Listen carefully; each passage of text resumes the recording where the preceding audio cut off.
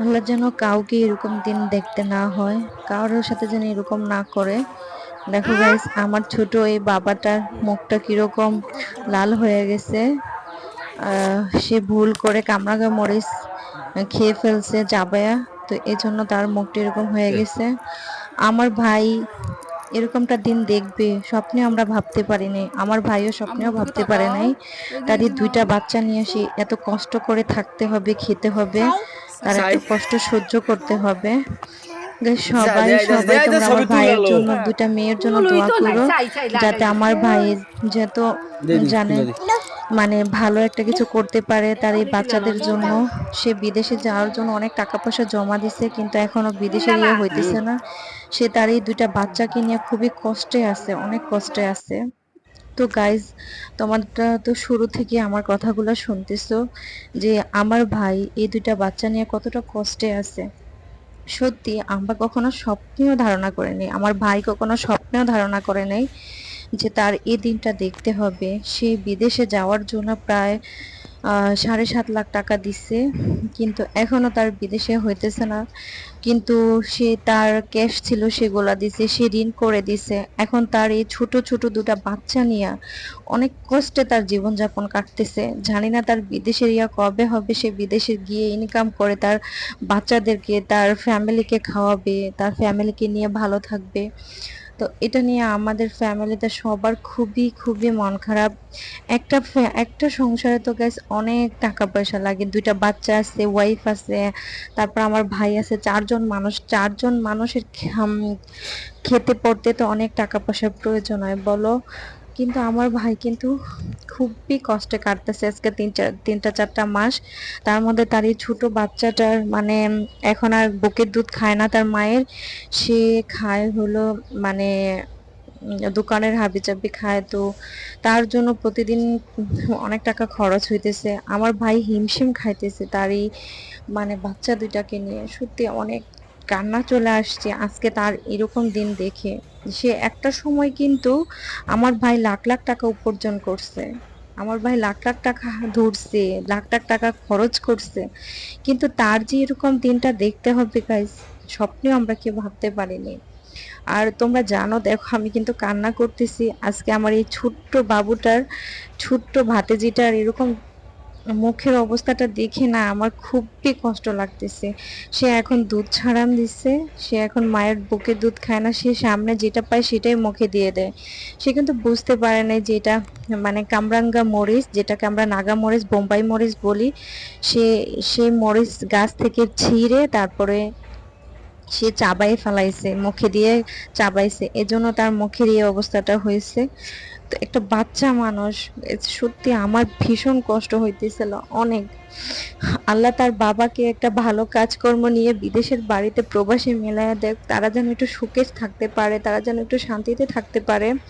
তোমরা সবাই আমার এই ভাইটার জন্য, দুইটা ছোট্ট ছোট্ট ভাতিজির জন্য দোয়া করো, যেন আল্লাহ পাক রব্বুল আলামিন তাদেরকে একটু ভালো জীবনযাপন করার জন্য তৌফিক দান করে। আজকে আমি রোজা রেখে আল্লাহর কাছে চোখের পানি ফেলে ফেলে বলতেছি যে আল্লাহ, তুমি আমার ভাইয়ের এই দুইটা বাচ্চা আর দুইটা মেয়ে বাবুর মুখের দিকে তাকাইয়া তুমি তাকে অতি তাড়াতাড়ি বিদেশের মাটিতে নিয়ে দাও, ভালো একটা কাজকর্ম করে দাও।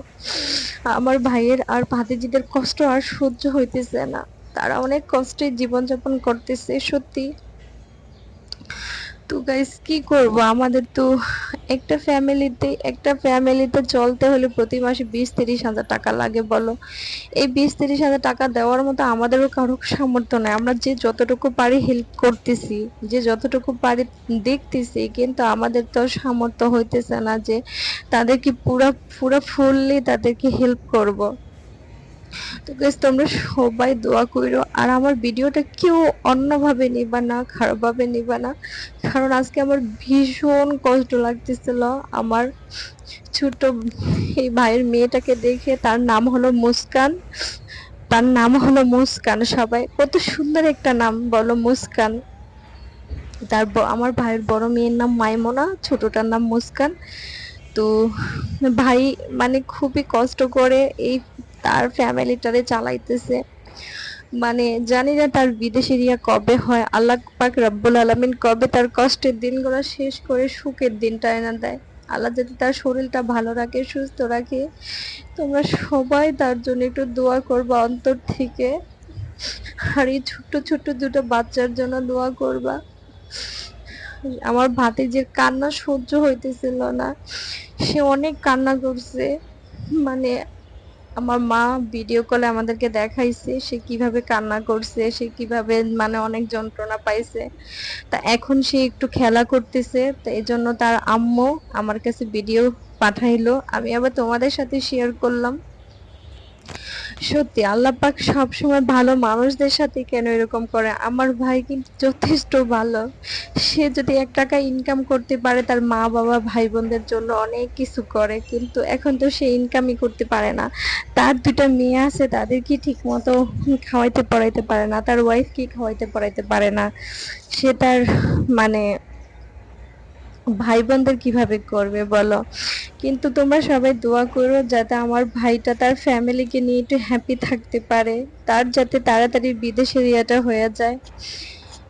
মানে সে অনেক ঋণ টিন করেও 7.5 লাখ টাকার মতো বিদেশের ইয়াতে দিছে, কিন্তু তোমরা তো জানো দালালদের মাধ্যমে বিদেশে গেলে অনেক কষ্ট করতে হয়, সে কবে হবে সেটা সে জানে না, কিন্তু সে তার 2টা বাচ্চাকে নিয়ে অনেক অনেক কষ্টের মধ্যে আছে। আল্লাহ যাতে তার এই কষ্টগুলা কমায় দেয়, তার বিদেশের মাটিতে যেন সে ভালো করে থাকতে পারে, সে ভালো টাকা ইনকাম করে তার ছোট্ট ছোট্ট 2টা মেয়েদের মুখে যেন হাসি ফুটাইতে পারে। তোমরা সবাই দোয়া করো প্লিজ, সবাই দোয়া করো। সব থেকে কষ্ট হলো সন্তানের মুখে কিছু না দিতে পারা। সব সময় বাবা মার কাছে এর থেকে দুঃখ আর পৃথিবীতে হয় না বলো।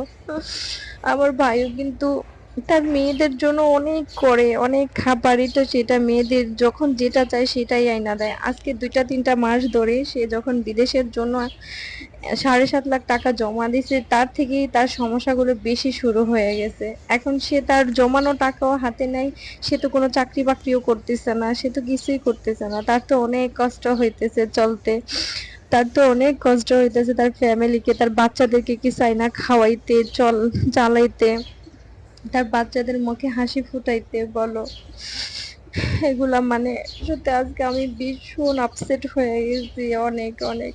এজন্য আমি ভিডিওটা তোমাদের সাথে শেয়ার করলাম, খুবই খুবই কষ্ট পাইতেছিলাম, এজন্য তোমাদের সাথে ভিডিওটা শেয়ার করলাম। সবাই দোয়া করবা অবশ্যই অবশ্যই। তো সবাই ভালো থাকবা, সুস্থ থাকবা, আল্লাহ হাফিজ।